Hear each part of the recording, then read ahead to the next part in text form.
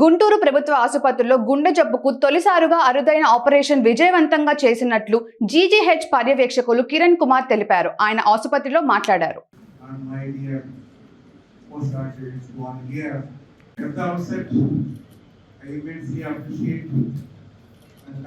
నమస్తే అండి. మాది అమలాపురం కోనసీమ జిల్లా. మా వారి పేరు రామన్ బాబు, నా పేరు కృష్ణబాబు అండి. మే 22వ తారీఖున 80% హార్ట్ ఫెయిల్యూర్తో మా వారిని ఇక్కడ తీసుకొచ్చాను. నేను తీసుకొచ్చేటప్పటికి జీరో హోప్తో వచ్చాము. ఏమవుతుందో ఏంటో, వచ్చిన వెంటనే కూడా చాలా సీరియస్ అయ్యింది. పడిపోయారు, ఇంకా ఆల్మోస్ట్ డెడ్ అనుకున్నాం.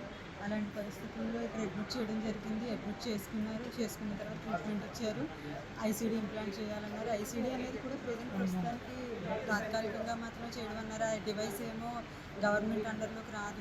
గవర్నమెంట్ హాస్పిటల్లో ఉన్నామండి. గవర్నమెంట్ హాస్పిటల్లో కార్డియాలజీ విభాగంలో వీళ్ళు అరుదైన ఆపరేషన్ అయితే మాత్రం అద్భుతమైన ప్రొసీజర్. గవర్నమెంట్ హాస్పిటల్ చరిత్రలో మొట్టమొదటిసారి ఇంట్రాకార్డిక్ డీఫిబ్రిలేటర్ అన్న పరికరం అమర్చడం జరిగింది. యూజువల్గా ఇలాంటివి చాలా అరుదుగా మనం చూస్తూ ఉంటాం. యాక్చువల్గా గుండె రేట్ ఎక్కువ కొట్టుకుంటున్నప్పుడు, వెంట్రుకులర్ టెకకార్డియా కానీ వెంట్రుకులర్ ఫిబ్రిలేషన్ కానీ వచ్చినప్పుడు, గుండె షాక్లకు గురైనప్పుడు వెంటనే షాక్ ట్రీట్మెంట్ ఇవ్వాల్సి వస్తుంది. గుండె ఆగిపోయినప్పుడు కూడా ఒక్కొక్కసారి షాక్ ట్రీట్మెంట్ మనం చాలా చోట్ల చూస్తూ ఉంటాం. డీసీ షాక్ అంటారు. డీఫిబ్రిలేటర్తో షాక్ ఇస్తాం. ఆ షాక్ 2 పెటల్స్ లాగా ఉంటాయి. ఆ పెటల్స్లో ఉన్న షాక్ని మనం డైరెక్ట్గా చెస్ట్కి పెట్టి చేస్తూ ఉంటాం. దాన్ని డైరెక్ట్ మనం రెగ్యులర్ చేసే డీసీ షాక్ అంటారు. అలాంటిది కాకుండా ఈ పేషెంట్కి ఒక అరుదైన జబ్బు వచ్చింది. డైలెటెడ్ కార్డియోమయోపతి అనే జబ్బుతో ఇతర గుండె దాదాపు 80% వీక్ అయిపోయి ఓన్లీ 20% ఫంక్షనింగ్ ఉంది. ఈఎఫ్ఓ 20% ఉండటంతో ఇతనికి కార్డియక్ ఫెయిల్యూర్ వచ్చింది. ఫెయిల్యూర్ రావడం కాకుండా 2-3 సార్లు గుండె స్పీడ్గా కొట్టుకుంటుంటే 2-3 సార్లు షాక్ ట్రీట్మెంట్ కూడా ఇవ్వడం జరిగింది. సో ఇతనికి వైద్యం ఏం చేయాలన్న దాంట్లో నిష్ణాతులైన కార్డియాలజిస్టులు చాలా కార్పొరేట్ హాస్పిటల్ తిరిగారు. అక్కడ దాదాపు ఇంట్రాకార్డియక్ డీఫిబ్రిలేటర్ అంటే గుండెలోనే షాక్ ట్రీట్మెంట్ ఇచ్చే పరికరాన్ని పెడతాం అనేది అరుదైన ఆపరేషన్ లాగా తీసుకుంటాం. ఆ పరికరం వచ్చేసి దాదాపు 4 లక్షల విలువైన పరికరం.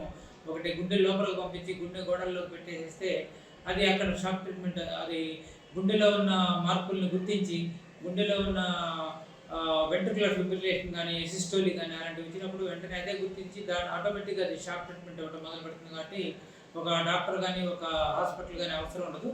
అలాంటిది దాదాపు ప్రైవేట్ హాస్పిటల్లో 15 లక్షల దాకా ఖర్చు అవుతుంది. పేషెంట్ కూడా డబ్బులు లేక చాలా ఇబ్బందులు పడుతూ మన దగ్గర రావడం జరిగింది. నా దగ్గరికి వచ్చినప్పుడు ఆల్మోస్ట్ అతను చనిపోతాడా అనుకున్నాం. అతన్ని మెడికల్ ట్రీట్మెంట్ ఇచ్చి కొంత రివైవ్ చేసి గుండెకి సంబంధించిన ఇంట్రాకార్డియక్ డీఫిబ్రిలేటర్ మిషన్ కనుక తీసుకొస్తే మిగతాది మనం అక్కడ అరేంజ్మెంట్ చేయొచ్చు, ఇక్కడ ఫ్రీగా జరిగిద్ది అనే ఉద్దేశంతో మేము ఆరోగ్యశ్రీ CEO గారిని సంప్రదించడం జరిగింది. కలెక్టర్ గారి ద్వారా ఆరోగ్యశ్రీ CEOని అడిగి, అలానే డిస్ట్రిక్ట్ కోఆర్డినేటర్ ప్రకాష్ గారు కూడా దీన్ని కోఆర్డినేట్ చేశారు. అలానే ఇక్కడ మాకు మెడ్కో గారు ఉన్నారు, కిరణ్ గారు, అతను, అలానే కార్డియాలజీ విభాగంలో శ్రీకాంత్ గారు, వీళ్ళందరూ కూడా ఒక టీం లాగా ఏర్పడి గవర్నమెంట్కి విన్నవించుకొని గవర్నమెంట్ ద్వారా ఈ మిషన్ పొందాలనే ఉద్దేశంతో ఆరోగ్యశ్రీ ట్రస్ట్ని అడిగాం. ట్రస్ట్ కూడా వెంటనే స్పందించి ఒక మానవతా దృక్పథంతో వెంటనే చేయండి అని చెప్పేసి వాళ్ళు కూడా ఇవ్వడం జరిగింది. దాదాపు 4 లక్షల విలువైన ఇంట్రాకార్డియక్ డీఫిబ్రిలేటర్ పరికరాన్ని మాకు పంపించడం, వెంటనే మేము ఇక్కడ యాంజియోగ్రామ్ ద్వారా యాంజియోప్లాస్టిక్ చేసి దాంట్లో నుంచి ఒక కాయిల్ పంపించేసి ఈ మిషన్ని గుండె లోపల అమర్చేసి